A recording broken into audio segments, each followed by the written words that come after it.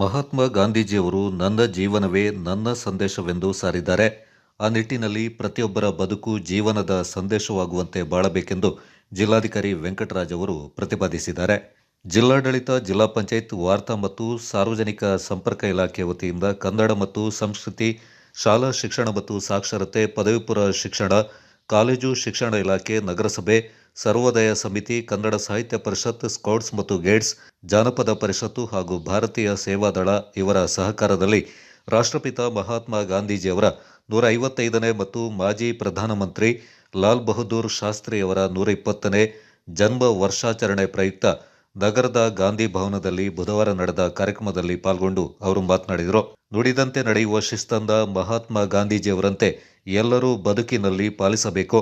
ಹಾಗಾಗಿ ವಿಶ್ವಸಂಸ್ಥೆ ಸೇರಿದಂತೆ ದೇಶ ವಿದೇಶಗಳಲ್ಲಿ ಕೂಡ ಮಹಾತ್ಮ ಗಾಂಧೀಜಿಯವರ ಪುತ್ಥಳಿಯನ್ನ ಕಾಣಬಹುದಾಗಿದೆ ಎಂದರು. ತಮ್ಮೆಲ್ಲರಿಗೆ ಗೊತ್ತಿದೆ ಹಾಗೆ ಗಾಂಧೀಜಿ ಅವರದ್ದು ಹುಟ್ಟುಹಬ್ಬ ಇದೆ ಅಂತ ನಾವು ಜಯಂತಿ ಸ್ವರೂಪಲ್ಲಿ ನಾವು ಆಚರಣೆ ಮಾಡ್ತಾ ಇದ್ದೀವಿ.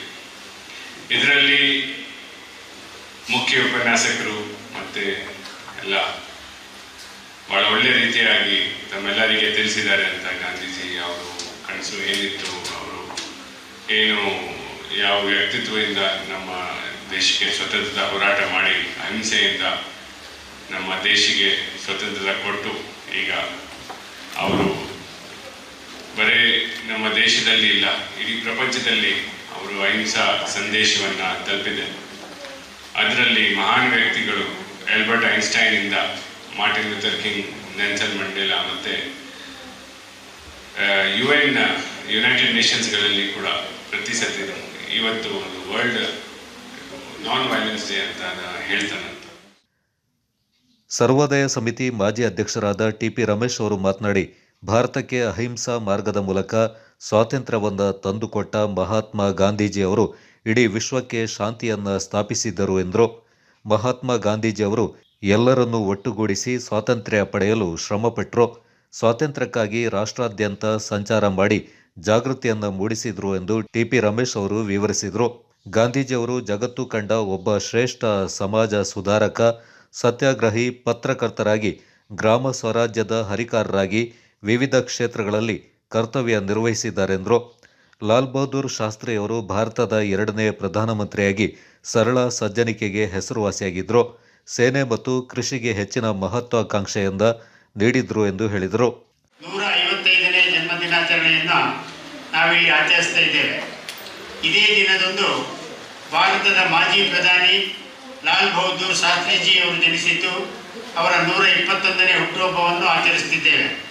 ತಮಗೆಲ್ಲರಿಗೂ ಗಾಂಧೀಜಿ ಹಾಗೂ ಶಾಸ್ತ್ರಿಜಿಯವರ ಜನ್ಮದಿನದ ಶುಭಾಶಯಗಳನ್ನು ಅರ್ಪಿಸುತ್ತಿದ್ದೇನೆ. 1869 ಅಕ್ಟೋಬರ್ 2ರಂದು ಕರಮಚಂದ ಗಾಂಧಿ ಮತ್ತು ಗುಂಡಲಿಬಾಯಿ ದಂಪತಿಗಳ ಪುತ್ರನಾಗಿ ಭರತ ಭೂಮಿಯಲ್ಲಿ ಗಾಂಧೀಜಿ ಜನ್ಮ ತಾಳುತ್ತಾರೆ. ಶಾರದಾ ಪ್ರಸಾದ್ ಮತ್ತು ಸುಗುಣಾವತಿ ದಂಪತಿಗಳ ಮಗನಾಗಿ ಲಾಲ್ ಬಹದ್ದೂರ್ ಶಾಸ್ತ್ರಿ ಜನ್ಮ ತಾಳುತ್ತಾರೆ. ಇವರಿಬ್ಬರ ಜನ್ಮದಿನದ ಮೊದಲಿಗೆ ನಾನು ಗಾಂಧೀಜಿಯವರ ಕುರಿತಂತೆ ಕೆಲವು ಮಾತುಗಳನ್ನು ಹೇಳಲಿಕ್ಕೆ ಇಲ್ಲಿ ಬಯಸ್ತಾ ಇದ್ದೇನೆ. ಮೋಹನ ಕರಮಚಂದ ಗಾಂಧಿ ಬಾಲ್ಯದಲ್ಲೇ ಎಲ್ಲ ಬಾಲಕರಂತೆ ತಪ್ಪುಗಳನ್ನು ಮಾಡಿದ್ದರೂ ಅದು ಅವರಿಗೆ ಮನವರಿಕೆಯಾದಾಗ ಅದರಿಂದ ಹೊರಬರುವ ಮೂಲಕ ಸತ್ಯ, ಪ್ರಾಮಾಣಿಕತೆ, ನೈತಿಕತೆಗಳನ್ನು ರೂಢಿಸಿಕೊಂಡವರು. ಜಾನಪದ ಪರಿಷತ್ ಜಿಲ್ಲಾ ಘಟಕದ ಅಧ್ಯಕ್ಷ ಬಿಜಿ ಅನಂತಶಯನ, ಹೆಚ್ಚುವರಿ ಜಿಲ್ಲಾಧಿಕಾರಿ ಆರ್ ಐಶ್ವರ್ಯ, ಸ್ಕೌಟ್ಸ್ ಮತ್ತು ಗೈಡ್ಸ್ ಪ್ರಧಾನ ಆಯುಕ್ತರಾದ ಕೆಟಿ ಬೇಬಿ ಮ್ಯಾಥ್ಯೂ ಅವರು ಮಾತನಾಡಿದರು. ಗಾಂಧೀಜಿಯವರು ಅಂತ ಹೇಳಿದ್ರೆ ಸ್ವಾತಂತ್ರ್ಯದ ಪ್ರತೀಕ. ಗಾಂಧೀಜಿಯವರು ಅಂತ ಹೇಳಿದ್ರೆ ಅಹಿಂಸಾ ತತ್ವದ ದ್ಯೋತಕ. ಗಾಂಧೀಜಿಯವರು ಅಂತ ಹೇಳಿದ್ರೆ ನಿಮ್ಮೆಲ್ಲರ ಸಾಕಾರಗೊಳಿಸಬೇಕಾದಂತಹ ರಾಮರಾಜ್ಯದ ಪರಿಕಲ್ಪನೆಯ ಸಾಕಾರ ಮೂರ್ತಿ. ಗಾಂಧೀಜಿಯವರು ಅಂತ ಹೇಳಿದ್ರೆ ಭಾರತಕ್ಕೆ ಸ್ವಾತಂತ್ರ್ಯವನ್ನ ತಂದುಕೊಟ್ಟಂತಹವರು, ನಿಮ್ಮೆಲ್ಲರ ಮೆಚ್ಚಿನ ಬಾಪು. ಇಷ್ಟೆಲ್ಲ ಬಹಳಷ್ಟು ಇನ್ನೂ ಬೋಳ್ತಲೆ, ಬೊಜ್ಬಾಯಿ, ಅಗಲಕೆಡಿಗಳ ಉರುಟ್ ಕನ್ನಡಕನ ಧರಿಸಿದ ರಾಷ್ಟ್ರಪಿತ ಬಾಪು ಸಣ್ಣ ಮಕ್ಕಳಿಗೂ ಗೊತ್ತುಂಟು ಅಲ್ವಾ? ನಿಮಗೆ ಗೊತ್ತಲ್ವಾ?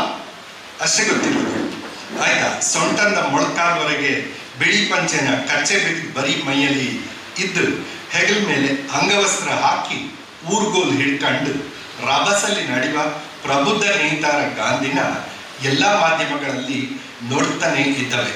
ಈ ಥರ ಅಂದರೆ ಒಂದು ಸಂದೇಶವನ್ನು ಸಿಕ್ಕುವಂಥ ಸುದಿನಗಳನ್ನ ನಾವು ಯಾವತ್ತೂ ಮರಿಬಾರ್ದು. ಇವತ್ತು ನಾವು ಈಗಾಗಲೇ ಒಂದು ಪ್ರತಿಜ್ಞೆಯನ್ನು ಮಾಡಿದ್ದೇವೆ. ಮ್ಯಾಮ್ ಅವರು ಬಹಳ ಚೆನ್ನಾಗಿ ಆ ಪ್ರತಿಜ್ಞೆಯನ್ನು ಕೊಟ್ಟರು. ಅಂದರೆ ಸ್ವಚ್ಛತೆಯ ಬಗ್ಗೆ ನಾವು ನಮ್ಮ ದೇಶವನ್ನು ಎಷ್ಟು ಸ್ವಚ್ಛತೆಯಾಗಿ ಇಟ್ಕೊಳ್ಬೇಕು ಅಂತೇಳಿ. ಈಗಾಗಲೇ ನಾವು ಮೇಡಮ್ ಹೇಳಿದ್ದಾರೆ, ವಾರಕ್ಕೆ 2 ಗಂಟೆ ಆದರೂ ನಾವು ಸ್ವಚ್ಛತೆ ಬಗ್ಗೆ ಅಂತ. ಪದ್ಮಶ್ರೀ ಪ್ರಶಸ್ತಿ ಪುರಸ್ಕೃತರಾದ ರಾಣಿ ಮಾಚಯ್ಯ, ಜಿಲ್ಲಾ ಪಂಚಾಯತ್ ಸಿಇಒ ಆನಂದ ಪ್ರಕಾಶ್ ಮೀನಾ, ಉಪವಿಭಾಗಾಧಿಕಾರಿ ವಿನಾಯಕ ನರವಾಡೆ, ಹೆಚ್ಚುವರಿ ಪೊಲೀಸ್ ವರಿಷ್ಠಾಧಿಕಾರಿ ಕೆಎಸ್ ಸುಂದರ್ ರಾಜ್, ಸರ್ವೋದಯ ಸಮಿತಿ ಅಧ್ಯಕ್ಷರಾದ ಅಂಬೇಕಲ್ಲು ಕುಶಾಲಪ್ಪ, ಶಾಲಾ ಶಿಕ್ಷಣ ಮತ್ತು ಸಾಕ್ಷರತೆ ಇಲಾಖೆ ಉಪನಿರ್ದೇಶಕರಾದ ಸಿ ರಂಗಧಾಮಪ್ಪ, ಪದವಿ ಪೂರ್ವ ಶಿಕ್ಷಣ ಇಲಾಖೆ ಉಪನಿರ್ದೇಶಕರಾದ ಮಂಜುಳಾ, ಸಮಾಜ ಕಲ್ಯಾಣ ಇಲಾಖೆ ಉಪನಿರ್ದೇಶಕರಾದ ಶೇಖರ್, ನಗರಾಭಿವೃದ್ಧಿ ಕೋಶದ ಯೋಜನಾ ನಿರ್ದೇಶಕರಾದ ಬಿ ಬಸಪ್ಪ, ಲೋಕೋಪಯೋಗಿ ಇಲಾಖೆ ಇಂಜಿನಿಯರ್ ಸಿದ್ದೇಗೌಡ, ತಹಶೀಲ್ದಾರ್ ಪ್ರವೀಣ್ ಕುಮಾರ್, ಪೌರಾಯುಕ್ತರಾದ ರಮೇಶ್, ಬಿಸಿಎಂ ಇಲಾಖೆ ಅಧಿಕಾರಿ ಕವಿತಾ, ಕನ್ನಡ ಮತ್ತು ಸಂಸ್ಕೃತಿ ಇಲಾಖೆ ಸಹಾಯಕ ನಿರ್ದೇಶಕರಾದ ಕುಮಾರ, ಕ್ಷೇತ್ರ ಶಿಕ್ಷಣಾಧಿಕಾರಿ ದೊಡ್ಡೇಗೌಡ, ಸ್ಕೌಟ್ಸ್ ಮತ್ತು ಗೈಡ್ಸ್ನ ದಮಯಂತಿ ಪ್ರಮುಖರು ಈ ಸಂದರ್ಭ ಪಾಲ್ಗೊಂಡಿದ್ದರು.